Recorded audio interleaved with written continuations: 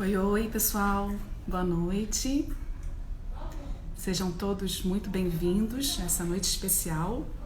Vamos receber aqui daqui a pouquinho a grande escritora Nélida Pinhon, estará aqui com a gente para a gente conversar sobre o novo livro dela.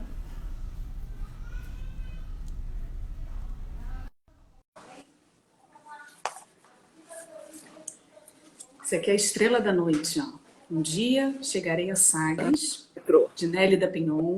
Entrei? Olá, Nélida. Entrou Oi, sim. queridos todos. Estou aqui. Boa Estamos noite. aqui todos. Tudo bem? Tudo bem, muito contente de estar aqui na Travessa, no Rio e no Brasil e no exterior, para que os amigos possam todos participar desta maravilhosa rebelião, a nossa resistência a essa estranha praga. Salve o livro! Com certeza. Salve a literatura. Muito obrigada pela presença. O público está chegando aí. Eu estava te anunciando, né? Mostrando aqui a nossa Estrela da Noite, no seu lançamento. A Miriam Leitão está aí, querida amiga. Manuela Ferreira também. Manuela também, amante dos animais como eu. Quem mais? Célia Prado. Zélia Prado, muito prazer que eu conheço. Aí jornalista. a Miriam mandando. Ô, Miriam, beijo ao Sérgio. Janete Zagui. Ô, também, quem mais? Estou vendo, estamos entrando aí. Daniela. Muita gente querida, né, Nélida? Prestigiando aqui esse momento. Mais alto, querida. Sheila Feital. Ô, a Sheila está em Lisboa, está em Portugal. Ramon Blanco. Está na Argentina. Oi, que amigos fiéis, maravilhosos.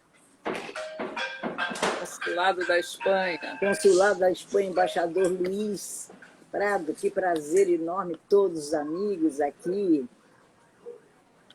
Ela está me ajudando porque eu não enxergo nada. Nélida, vamos começar o nosso bate-papo? Pois não, Maravilha. Pois não. Então, boa noite. Boa noite. Seja muito bem-vinda aqui à nossa live de lançamento do seu novo livro, Um Dia Chegarei a Sagres, da editora Record. Vamos bater um papo com você. Antes da gente começar, eu queria me apresentar. Eu sou Carol Freitas, sou professora de literatura para crianças e jovens e sou livreira da Livraria da Travessa, no setor de livros infantis e juvenis. Muito prazer. E sou apaixonada por literatura, desde os pequenos até os grandes. E é uma honra estar aqui com você, você que é uma referência, um ícone da nossa literatura brasileira. Fiquei muito honrada pelo convite da Travessa, muito feliz aqui nesse momento.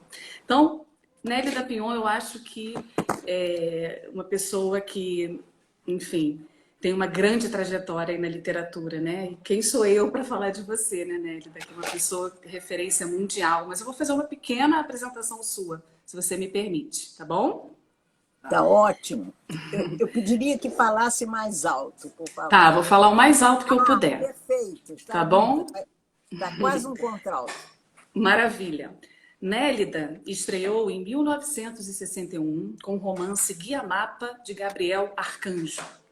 Importante lembrar, então, que ano que vem ela completa 60 anos desse belíssimo trabalho literário. Para citar aqui apenas alguns prêmios, né, porque Nélida é muito premiada, vamos falar do Jabuti, que você recebeu, né, em 2005, com o livro Vozes do Deserto, como melhor romance e livro de ficção. Em 2005, também, pelo conjunto da sua obra, você recebeu o importante prêmio Príncipe de Astúrias. E em 1990, foi empossada como imortal pela ABL, Academia Brasileira de Letras. E em 96, por ocasião do centenário da ABL, foi a primeira mulher a se tornar presidente da associação. Então, eu acho que aí a gente faz uma pequena apresentação e eu queria ler aqui um trecho seu que eu achei belíssimo e acho que nada melhor do que o próprio texto do autor para traduzi-lo, né, para descrevê-lo. Escrever é o que sei fazer. Narrar me insere na corrente sanguínea do humano e me assegura que assim prossigo na contagem dos minutos da vida alheia. Pois nada deve ser esquecido, deixado ao relento.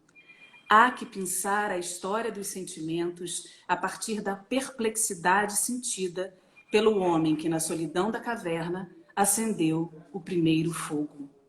Então, viva Nélida Pinhon, viva essa sua força literária, essa potência que você é. E vamos lá, a palavra agora está toda com você. Muito obrigada. Tenho que agradecer a você porque escolheu esse texto, que me representa demais, diz quem eu sou, e agradecer todos os brasileiros ilustres, os que estão nos ouvindo, né, nossos cúmplices eternos. Haroldo Costa. Haroldo Costa entrou agora, o grande Haroldo Costa, que me honra tanto com a presença, Mary também, todos. Eu estou sabendo aos poucos. Muito bem. A literatura foi uma paixão sem eu dar nome. Eu não podia designar o que eu ignorava, não é verdade? Mas eu sei o seguinte, que desde menina, pequena, por um mistério, como que se eu quisesse sair do meu casulo e ganhar uma identidade, eu quis ser escritora. E eu atormentava delicadamente o meu pai, dizendo-lhe que em todos os lugares ele escrevesse: essa menina é escritora. Eu não sabia o significado ético, moral e estético da literatura. O fato, porém, é que ela foi me ensinando, porque a literatura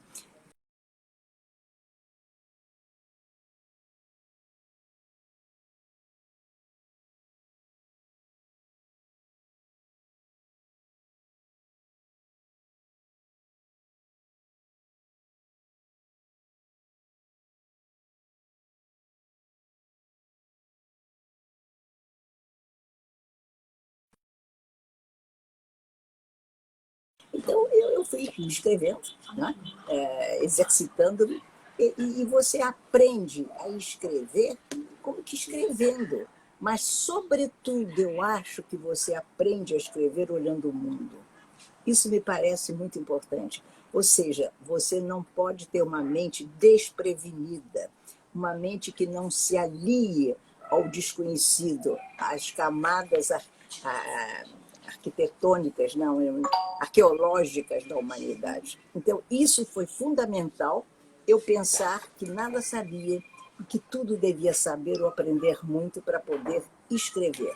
E também ingressar nos domínios da língua, porque a língua, você fala, você exerce a sua oralidade, o que é um privilégio maravilhoso, você não precisa ser culto para falar a língua. É uma maravilha, ninguém precisa ser culto para falar a língua. Agora, à medida que você vai cultuando o seu espírito, como que você abre as brechas da língua, você rompe os liames da língua, a língua não resiste à sua paixão por ela. Muito interessante isso. Então, foi o que eu fui fazendo. Eu não vou me estender ali, até porque você tem outras perguntas para me fazer. Né? Sim, então, vamos eu entrar acho que é uma combinação extraordinária. É conhecer os mistérios da vida, esse enigma irremovível, que a gente nunca acaba de conhecer, e enveredar pela língua de uma forma maravilhosa, que você descubra que a língua portuguesa que nos toca viver e ter, ela é opulenta, serve a tudo. Não há nada no mundo que existe que não possa ser descrito e utilizar essa língua mágica, maravilhosa que é a portuguesa. É verdade. Maravilhoso ouvir você, Nélida. Muito obrigada. Muito obrigada. Vamos começar, então, entrando aqui nessa obra, né? Nesse seu novo livro. Queria, antes da gente entrar na obra propriamente dita, você falasse um pouquinho como foi lançar esse livro nesse momento exato, né, do mundo que nós estamos vivendo. Acho que teve um episódio com o seu editor, enfim, se lançava ou não lançava em 2020, e eu queria que você contasse para a gente um pouquinho como é que foi o seu desejo, o seu engajamento nesse sentido de, não, vamos lançar o livro agora. Pois não, ou seja, a progressão da obra, né? Como é que eu consegui... A dificuldade de lançar agora. Como foi lançar? Como foi o momento do lançamento para agora, mim, como me foi? pareceu a coisa mais natural do mundo. Eu comentei isso com o editor Carlos Andreasa.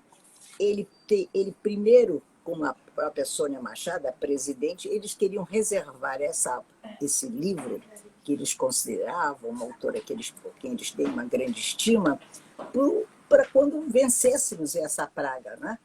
Mas eu disse, não, eu quero sair agora. Eu quero enfrentar essa praga. Eu não tenho medo dela. E por que eu não tenho medo? Porque eu tenho o escudo da literatura brasileira. Eu tenho a memória de Machado de Assis e dos grandes brasileiros que nos precederam, a mim e a todos os escritores. Então, eu tinha certeza que o público brasileiro iria nos amparar, nos ajudar, porque não se trata só do meu livro, trata-se de uma resistência ao declínio, uma resistência à censura, uma resistência quando querem calar o escritor, quando querem calar a criação literária, num país cuja educação é tão precária. Então eu disse, vai dar certo, eu não tenho medo, e ainda que não dê certo, queridos amigos, eu penso que o livro é perpétuo, ele existe. É como se ele é um tijolo, e com mais tijolos fazemos o quê? Uma pirâmide, sempre indecifrável como uma maravilhosa pirâmide. Com certeza. E a arte está aqui para isso, né, Nélida? Para nos É isso. salvar.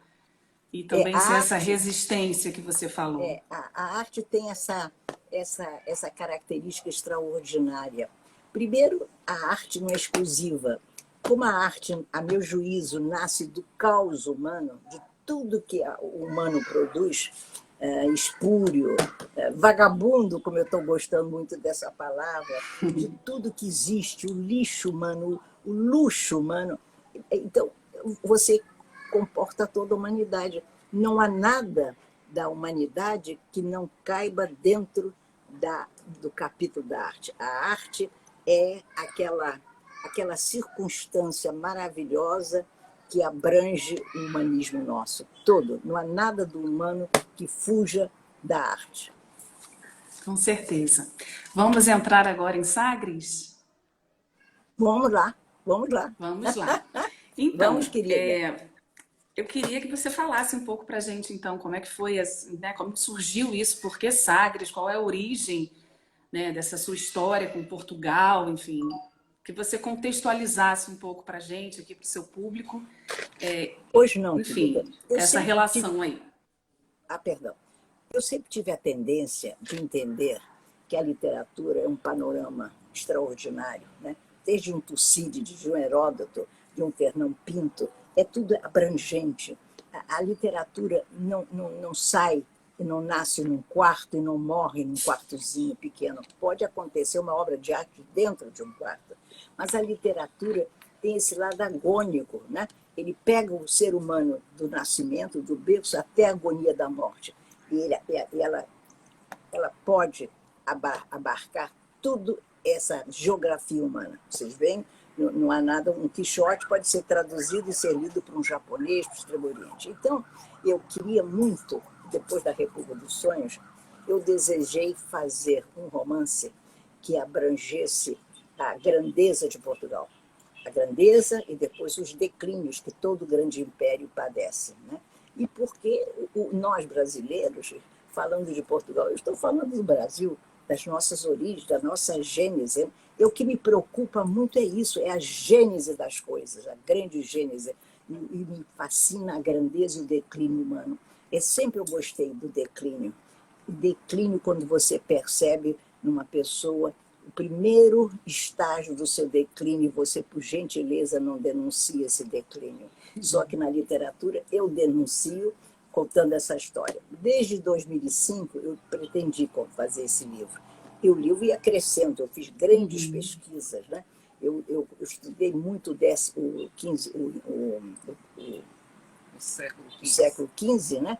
Assim como os ruídos da língua a partir do século XV e a partir de Camões, que estabelece os cânones, né, da língua portuguesa. É uma coisa... A língua hoje, por assim dizer, se engrandece a partir de Camões, né? Então, mas em 2005 eu não pude, eu não teria condições de ficar um ano em Portugal, né? Então eu fui postergando. E, enquanto isso, fui fazendo outros livros. Mas, sobretudo, uma coisa muito sentimental me impediu, depois de um tempo, levar adiante essa façanha, porque foi uma façanha. Porque meu amado cachorrinho, e a Margarida, né? A Ferreira vai entender, Manuela, é o seguinte, o Gravetinho, meu cachorro, estava muito irascível, temperamental, engordara, e eu não ia poder levá-lo para Portugal. E não iria sem ele. Eu não poderia pô-lo no porão de um avião, porque seria sua morte. Ele não suportaria a travessia atlântica, né? Então, eu fui postergando. Então, em 2017, eu perdi e achei, então, que era hora de eu ir. E fui para Portugal, fiquei 1 ano em Lisboa, exatamente o ano que eu queria. Levei a Suzy Pinon, a piquerrucha, que está sendo homenageada, a minha cachorrinha também, né? Fui com a professora também. Então, eu fui muito bem assistida, tive ajuda enorme de meus amigos Cristi e Márcio, que também eu dedico o livro a eles, né? A Leonor Xavier, a Pilar del Rio, a José Carlos Vasconcelos, Guilhermina Gomes, a Maria José Vasconcelos, e também ao grande, extraordinário, erudito e universal de Portugal, Eduardo Lourenço. Então, eu fui muito bem protegida por eles todos, né? Mas eu precisava, o que eu queria? Mais do que eu já sabia, que sabia muito, que já estava dentro de mim, eu queria olhar uma árvore, um carvalho português, e que ele me contasse a história dele, do que ele vira nos séculos, desde que ele fora germinado. Eu queria ouvir os murmúrios da língua, de quem sofre, de quem padece, de quem foi sacrificado, de quem passou fome. Então, eu visitei, além de que eu já conhecia muito Portugal, eu revisitei tudo. E revisitei Sagres. Sagres, queridos amigos, é simplesmente portentoso. O projeto Sagres, a ideia do grande infante Dom Henrique, não é? Que é um homem que teve uma visão de mundo que chega a ser assustadora, essa visão. Ele imaginou que existia um mundo além do mundo dele. A partir dele, a partir das descobertas portuguesas, podemos dizer, penso eu, a partir de mim mesma, que o mundo conheceu uma nova imaginação. Porque as imaginações são sempre antigas. Elas vêm se renovando, vêm se acrescentando, camadas e camadas. Mas no 15, houve uma revolução, não digo externa, uma revolução tão grande que podemos acreditar que uma nova imaginação surgiu no mundo a partir disso. E eu, então, me beneficiei com esses conhecimentos, né? Eu chorava, eu ria, eu fingia que era ele, eu finjo que eu sou todos os personagens.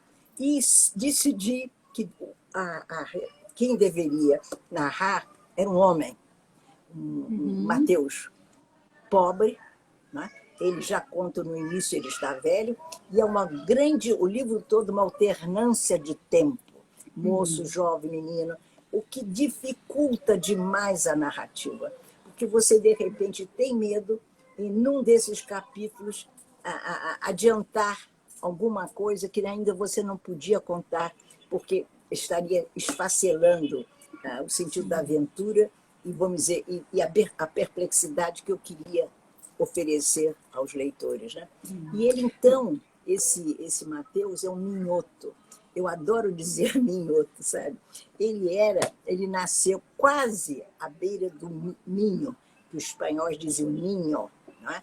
Que é também um rio majestoso que fica entre Portugal e a Galícia, minha amada, da minha família, né? Então, e vai desembocar no Atlântico. Tudo que desemboca no Atlântico, como vocês podem ver, era fundamental para o meu espírito, porque eu sempre amei o Atlântico, porque eu sei que meu avô, Daniel, nadou no Atlântico quando chegou ao Brasil, de algum modo, navegou. Muito bem. Então, esse menino, ele era um camponês, ele nasceu para quê? Para comer pouco, para quebrar as mãos lavrando a terra, para ser infeliz e desgraçado, para ser explorado pelo clero e pela monarquia. Ele e o avô, com que ele estabelece uma analogia profunda. Porque eu acho o seguinte, queridos amigos, quem quer que nasça tem que ter uma aliança com os mais velhos. Não é só pelo respeito, é porque o mais velho vai conduzir as matérias civilizatórias que o mais novo precisa. Ele passa o bastão civilizatório para a criança, para o menino. Então, entre o avô Vicente e Mateus, ele se estabelece uma aliança extraordinária, de perplexidade, de dúvidas, e de sexualidade, porque é um livro com muita sexualidade, como se a sexualidade ajudasse o pobre a sobreviver, porque é o que ele tinha e que lhe assegurava a liberdade. No mais, eles não tinham a liberdade. Não tinham. Então, para não me estender demais, não é? Eu devo dizer o seguinte, ele então fica com o avô, a mãe nunca o quis, a mãe é uma prostituta, mas enfim, o leitor vai descobrir muita coisa. E até que ele vai fazer uma coisa fundamental que ele quer, porque ele descobre através de um professor modesto de aldeia quem era, país era aquele que ele julgava modesto. Ele percebe que havia no germe, na alma portuguesa, o sentido da grandeza, e que a grandeza talvez o redimisse, ensejasse que ele tivesse suas modestas utopias. Então ele sabe que vai ter que ir para Sagres, ao encontro do fantasma do infante. E então é uma história de peregrinação, uma história homérica. É como se fosse Ulisses, nos 10 anos, saindo de Troia e chegando a Ítaca, e o cachorro não o reconhece. Maravilha, Nélida. Você acabou entrando num ponto que eu ia tocar, que era essa relação, né, do protagonista com o avô. Então, eu queria saber de você, primeiro, como foi escrever esse protagonista masculino, enfim. E sei que você teve uma relação, né, muito próxima, muito forte com o seu avô, que você citou agora, né?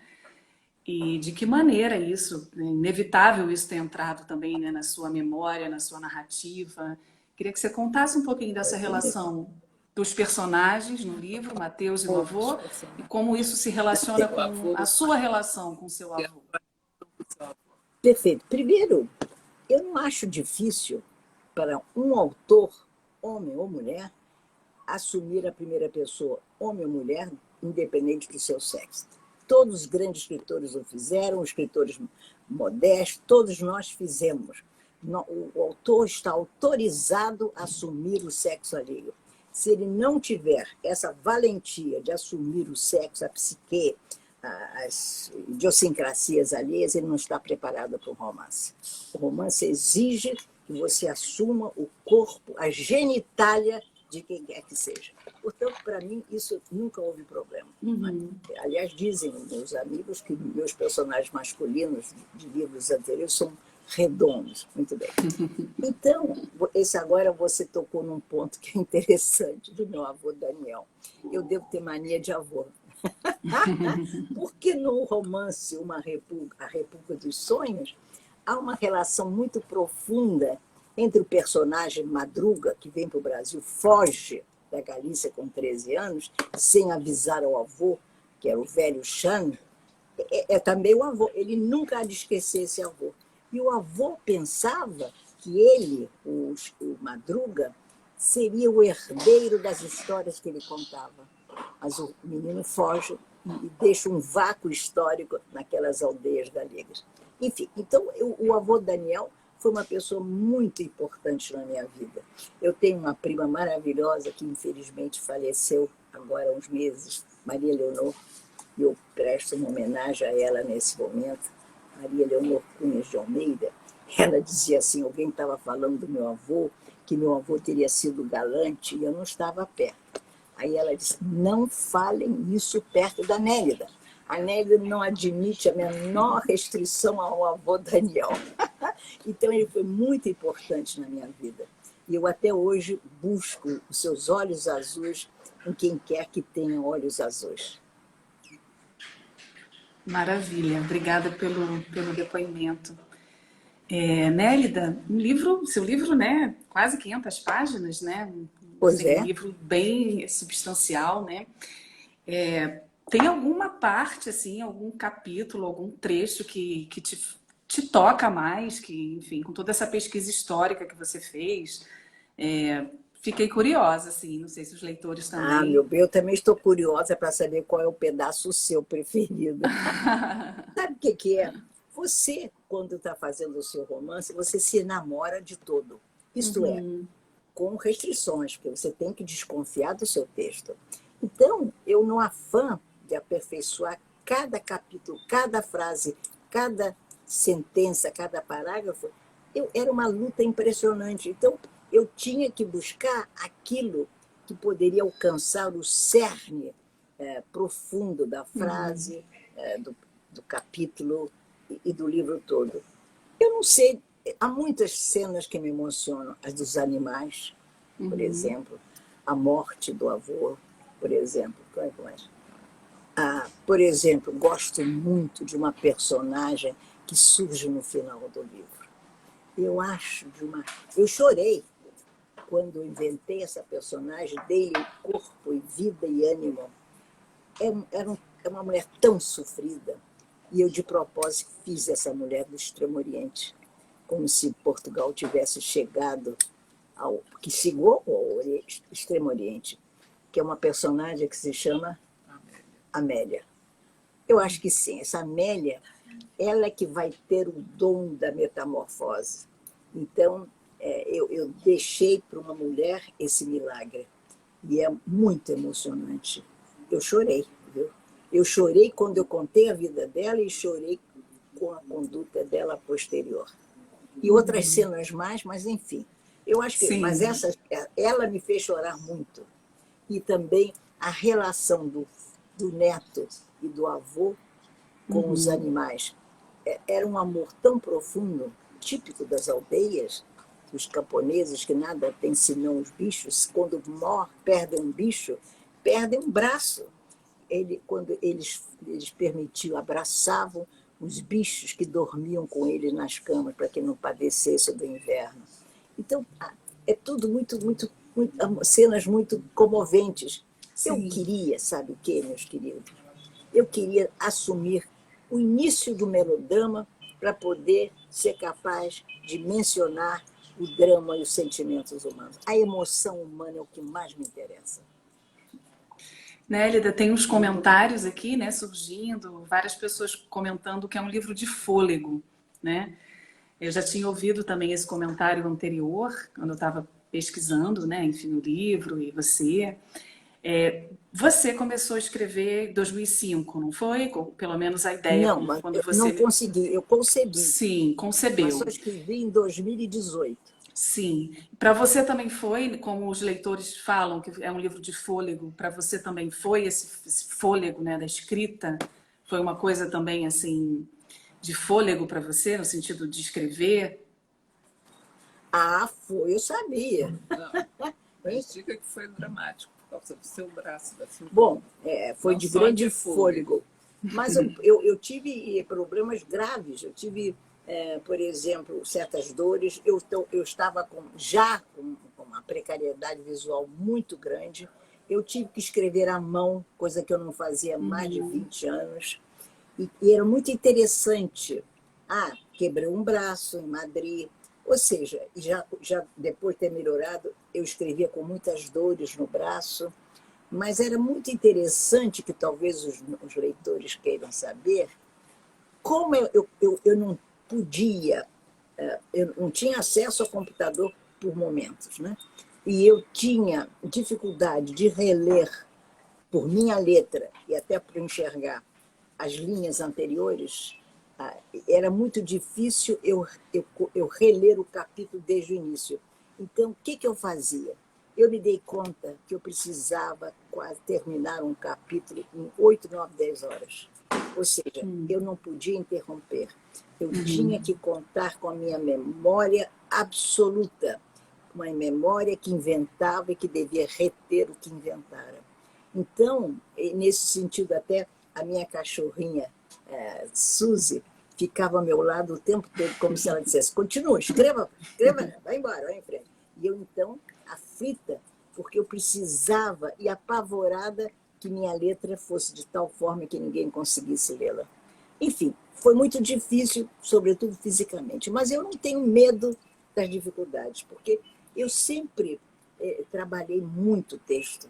A República dos Sonhos eu fiz 8 ou 9 versões, um livro de 700 páginas, em 2 anos, de modo que é meu destino de narrador, é desconfiar do texto. Ou seja, foram 8 versões. E esse aí teve 8 versões. Se vocês vierem aqui em casa um dia, nos arquivos literários, né, tem 1 metro de altura de papéis. Então, vocês estão vendo o esforço físico extraordinário, que terminou em maio, e a editora fez um milagre, Record fez um milagre extraordinário de aprontar o livro para lançá-lo em plena Sim. pandemia, antes que descobrisse qualquer vacina. Maravilha. Nélida, são muitos comentários aqui do público, né? As pessoas elogiando o seu trabalho. Não dá para ler tudo, que é muita coisa, mas assim, todo mundo muito aqui presente com você. E eu queria, então, avisar também que o livro já está à venda, tá? No site da Travessa, autografado pela Nélida. Então, vocês já podem adquirir aí Um Dia Chegarei a Sagres, da editora Record. E eu queria saber, Nélida, se os seus leitores já podem esperar aí um próximo livro, ou está cedo ainda? Não está cedo. Eu estou fazendo um livro, já comecei, sobre exatamente minha relação com um ser chamado Gravetinho. Já tem até título, Gravetinho, o Imperador. Já tem umas 70 páginas e eu penso, e tenho praticamente pronto um livro de ensaios.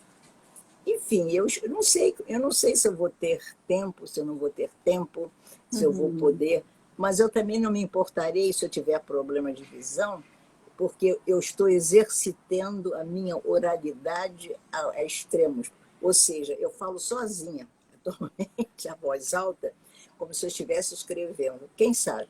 Quem sabe vai nascer um romance, dessa vez produzido como resultado da minha oralidade. Eu acho extraordinária a capacidade do humano inventar histórias que nasceram há milênios. Sim. Nélida, tem algum episódio especial assim que você poderia compartilhar com a gente sobre esse seu ano em Portugal, na feitura do livro, ou algum episódio que você gostaria de compartilhar para a gente, enfim? Eu podia dizer que eu fui muito feliz em Portugal. Eu amo Portugal desde menina. Eu, quando fui levada aos 10 anos para a Espanha, que eu amo, a Espanha faz parte da minha genealogia afetiva, do meu sangue, né? Fiquei quase 2 anos na Espanha, mas nós visitávamos e fomos a Portugal. Se você me perguntar o que me impressionou nessa viagem entre 10 e 12 anos, eu achei o português muito elegante, muito educado. E nós estávamos num hotel que não devia ser nada de luxo, mas os garçons usavam libré. E me impressionou um peixinho que eles nos serviram, cujo rabozinho ficava preso na boquinha. Então, eu aprendi essas maravilhas das invenções humanas, muitas lá em Portugal. Eu, por exemplo, eu via como é que faziam o bacalhau com habilidade com as 2 colheres. E depois tive a alegria imensa de ir ao Jerônimo e pagar tributo a quem eu começava a amar, que era Camões. Estou vendo que a Viviane Falcão está aí. Sim, tem amiga. Muitas pessoas aqui conhecidas. Muito, eu não estou enxergando, mas... Sim. A Fadinha saía, que é Susana Fuentes, a Eunice Gutmann, cineasta, quem mais? Tanta gente, querida, eu não estou podendo ver bem. Sintam-se reverenciadas por mim. A gente vai selecionar aqui algum comentário ou alguma pergunta. Perdão? Nós vamos selecionar aqui um comentário, alguma pergunta dos leitores, né, dos espectadores para você, porque são muitos comentários, não tem como dar conta, mas a gente vai... Fale. Carolina, eu gostaria que vocês não selecionassem, enviassem todos. Que para mim é uma honra ter o comentário de cada pessoa que... Sim, os comentários eles ficam aqui. Que marca a sua presença. Para mim, me deixa muito emocionada. Sim. Alguma pergunta que a gente possa fazer aqui para você? Algum leitor? O que precisarem. A pergunta é legítima, a resposta eu tomarei cuidado com elas. Tem uma pergunta aqui interessante que eu vou fazer para você, tá? De uma pessoa que colocou. Como você consegue ser tão inaugural nas suas obras? Ai, que coisa bonita. Quem falou? Bonito. Quem foi? Márcio. Márcio, fantástico. Márcio, adorei. Sabe por quê, Márcio? Porque eu vivo dizendo eu critico os jovens, que eu amo os jovens, que eu quero que sejam nossos sucessores, porque eles se comportam como se fossem inaugurais. E ninguém é inaugural. Nós somos sucessores, herdeiros da ancestralidade, de tempos ignotos, dos primeiros alentos da caverna. Mas vamos imaginar que é uma gentileza do Márcio, que eu inauguro, é que todos nós inauguramos alguma coisa para nós mesmos. O amor é inaugural. Né? Você, quando ama, você de repente se imagina o dono do mundo. Então, quando você usa uma frase inesperada, numa sintaxe complexa, mas ao mesmo tempo com extrema simplicidade, você se descobre inaugural. Eu sei que frases eu acho importantes que eu fiz para mim, não para a história da literatura, longe de mim pensar nisso. Ou seja, cada um de nós é inaugural de algum modo, mas não podemos imaginar que sejamos inaugurais para o mundo. Essa pergunta do Márcio me lembrou o olhar da criança, né? Como eu trabalho com crianças, a criança tem muito esse olhar inaugural e que nós vamos perdendo, né? Os adultos vão... Tem razão. Mas, querida, permita-me uma observação. Uhum. Ela tem inicialmente olhar inaugural, mas esse olhar necessita ser contaminado pelos saberes. Ou seja, Sim. Ela não pode ficar com seu único olhar porque fica esquizofrênico. É preciso que essa criança saiba que aquilo que ela olha pela primeira vez logo será sucedido, ou enriquecido, fomentado pelas informações que vão lhe chegar. E quanto mais você impregna esse aspecto inaugural de sua vida, mais rica você vai ser. Não é verdade? As suas crianças vão ser lindas. Com certeza. Com certeza. Esperamos. São todos brasileiros muito amados. Maravilha. Um outro comentário também aqui, uma pergunta para você. Qual foi sua maior fonte de inspiração em dias que a mente não anda bem? Mas a mente está sempre bem, viu? Ou seja, eu não sei se é uma inspiração. Eu, por exemplo, o que eu poderia dizer, não quero ser pretensiosa, mas, por exemplo, eu todos os dias, nesse livro, por exemplo, eu escutava Wagner. Era uma obsessão. Todos os dias, para eu estar bem, eu escutava a cavalgada, né? As valquírias cavalgando, né? O Deus lá em cima, Wagner. Então, isso me dava muita vida. Então, eu, de modo geral, quando você começa assim, um pouco cansada, você imagina que a sua produção não vai ter assim um brilho, um fulgor, né? Um fervor. O que eu faço é escuto música. A música me alimenta muito. E, ao mesmo tempo, eu começo de qualquer modo. Porque eu acho o seguinte, queridos amigos, você não pode ter medo do seu texto, da sua frase. Está ruim? Continua, porque não é definitiva. Não vai ser publicado, o editor não vai ver, o crítico não vai ler. Então, você sempre terá a extraordinária oportunidade de rever tudo que você fez, passar tudo por um crivo. Você vai ser severa com cada frase, com cada parágrafo. E, ao mesmo tempo que você vai ser severa, você tem que tomar muito cuidado para não asfixiar as frases. Eu sempre digo, não é o crítico que asfixia você, é você que asfixia com uma exagerada ânsia de perfeição, que pode roubar a seiva da frase. A frase precisa de uma seiva, de um brilho. Você conhece aquele bichinho que tem... como é que deixa brilho quando anda? Está sempre nas árvores. Vagalume. Não, vagalume não. É que tem carapaçazinha. Ele, quando anda, ele deixa um brilho no rastro dele. Eu acho que esse brilho é muito importante para o texto. Inventei isso agora. Tem uma outra perguntinha aqui, né, Elida? Algum romance português te inspirou especialmente? Não. Eu nunca senti que um texto me inspirou. O que os textos alheios me despertam é admiração. Eu vejo o que a literatura é capaz de fazer. Então, eu também quero fazer. Por exemplo, eu sou uma leitora apaixonada pelo Homero. né? Eu tenho um querido amigo que ele sabe do meu problema de visão, que é o José Mário Pereira, um editor intelectual muito culto. Ele gentilmente, sabe o que ele tem feito? Ele tem lido para mim Cantos de Homero, da Ilíada, o 14 e o 24. Então, eu fico maravilhada de que ter um amigo que faça isso e que eu escuto, eu fico deslumbrada. Estabelece um parâmetro tão grande de perfeição que eu me dou ao luxo, por exemplo, de pensar em alguns poemas que estão surgindo aí com temas homéricos e vejo que é um risco desejar ser Homero. É irrepetível, é irrepetível. É isso que me ensina. A literatura deslumbrante me ensina que foi possível alguns criadores atingirem essa cumbre, esse cimo.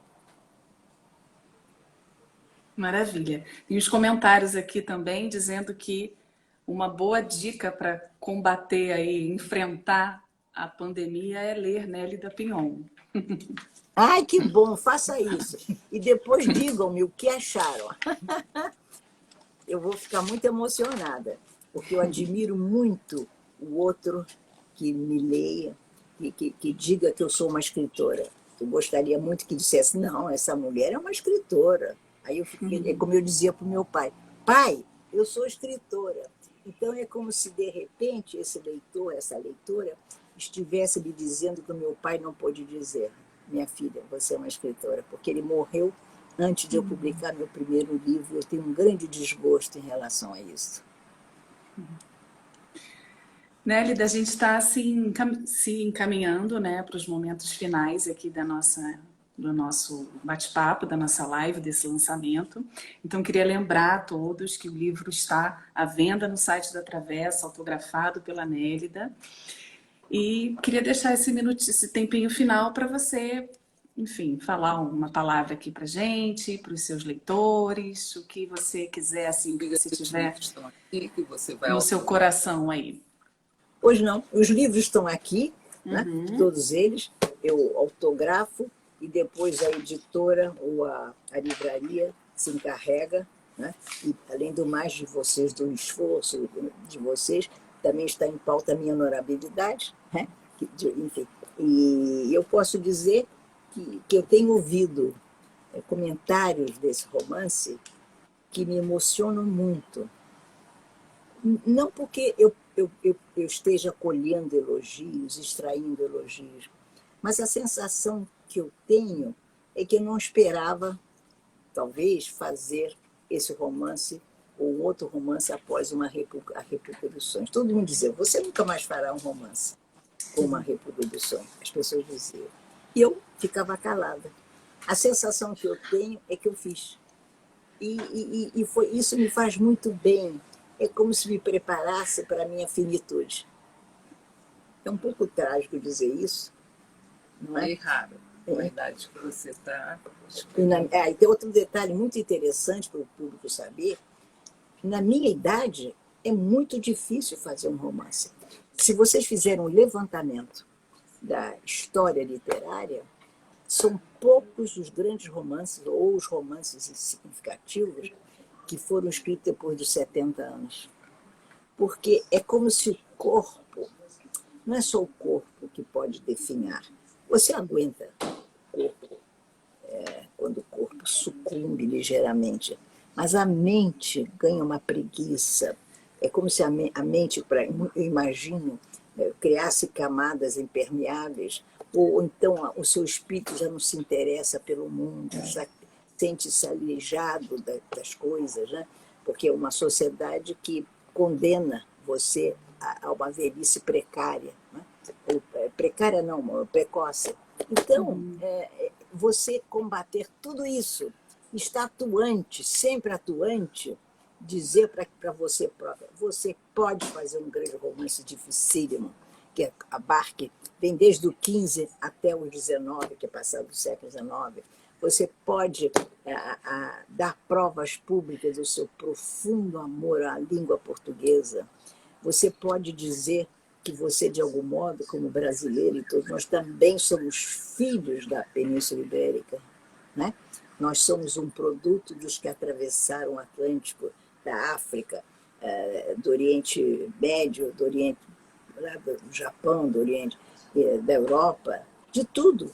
O Brasil é esse país mágico, extraordinário, que eu acho que ele tem três aspectos excepcionais. Ele preservou a integridade continental, a língua, né? E essa mestiçagem nossa, que temos peles de todas as cores, cobre, de todas as cores, não precisa descrever. Nós somos filhos dos corpos que se encontraram mesmo na tragédia. Então, mesmo às vezes, filhos de muito estupro, de muito racismo, etc. Mas não importa, é que nós estamos aqui com as nossas trilhas, com as nossas linhas de conduta, capazes de usar a língua a nosso favor, capazes de pretender proclamar um país que venha a ser melhor para nós, que não está sendo e nem tem sido. É isso aí, não tem sido. Não é e não tem sido. Portanto, eu acho que essas características deveriam afiar a nossa consciência. Isso que eu poderia dizer. Não vai dar um oi para o Machado de Assis? Ah, sim! E dizer assim que é fundamental, meu Deus, que eu continuo amando e apaixonadamente a Machado de Assis. E vou me permitir repetir uma frase que todo mundo sabe que eu digo o tempo todo. Se Machado de Assis existiu, o Brasil é possível. Não temos desculpas para o fracasso, porque Machado de Assis é um gênio extraordinário que realmente, meu Deus, garante quem somos. Eu digo que é o meu passaporte, Machado de Assis. Sim, belo passaporte. Isso. Nélida, muitíssimo obrigada em nome da Livraria da Travessa, da Editora Record. Obrigada por essa conversa inspiradora. Os comentários são incríveis, assim, uma chuva de... Você está sendo muito enaltecida, muito aplaudida. Então, sinta-se abraçada aí por esse público. Estamos com mais de 170 pessoas aqui nos ouvindo. Quanto? Mais de 170. Que beleza, que beleza. É um ótimo número. Muito agradecida. Viu, Carolina? Eu agradeço Sim. muito a você é carinhosa, inteligente, fez perguntas muito Obrigada. soube interpretar a vontade de todos. Agradeço todos que participaram, os que estiveram ausentes, os que não conseguiram apertar o botão certo. Vai ver, alguns não conseguiram apertar o botão certo, mas quiseram. Então, saibam o seguinte, eis aqui uma escritora brasileira que ama esse país, honra esse país e que está pronta, sabe o quê? Está pronta a tentar lutar para reduzir as nossas radicalidades. Eu acho que o Brasil precisa de uma certa harmonia para que possamos prosperar, senão vai ser muito difícil. É isso que eu quero dizer. Termino aqui. Maravilha, Nélida. Torcendo para a gente poder receber você brevemente aqui na Travessa, pessoalmente, para um grande abraço. Eu sou fácil. Eu sou uma mulher muito fácil, é só me chamar. Tá certo. Assim que for possível, então, a gente vai convidar você aqui para um bate-papo aqui ao vivo, tá bom? Aceito. Então, Amém. queremos agradecer o público todo. Muitíssimo obrigada pela presença de todos. Lembrando, então, mais uma vez, que os livros já estão à venda pelo site da Travessa, agora, autografados Carolina, por Nélida. Enfatiza que eu autografo tudinho já. Você me passa, hein? Você Sim. vai autografar. Vai acabar agora, não é isso? Sim, estamos então, terminando. Eu não sabia bem como ia ser. Então, por favor, você passe o livro, eu vou autografar tudo. Entre hoje e amanhã, eu farei com enorme gosto. Maravilha. Se você me permite, eu quero distinguir nesse momento um jovem. Lucas Freitas. Lucas Freitas, porque eles têm um programa sobre o livro, eu descobri. Então, é muito bom ver um jovem empenhado em defender os livros brasileiros, a literatura brasileira. Então, eu quero oferecer um livro a ele. Maravilha. E ele vai recebê-lo. Porque é o meu coração que pede isso. No dia que eu for mesquinha, eu estou perdida, minha querida. Eu não posso me dar ao luxo da mesquindade. Muito obrigada. Nós agradecemos. O livro está aqui, eu autografo todo mundo. Até deixo na minha portaria, eu autografo e mando entregar em casa. Tá ótimo. Nélida, muito obrigada. Uma excelente noite para você. Um abraço, pessoal. Obrigada pela presença, pelos Amém. comentários. Agradeço a Travessa, agradeço a Record, agradeço vocês todos, os funcionários da Record que se empenharam para aplicar essa tecnologia, vocês também.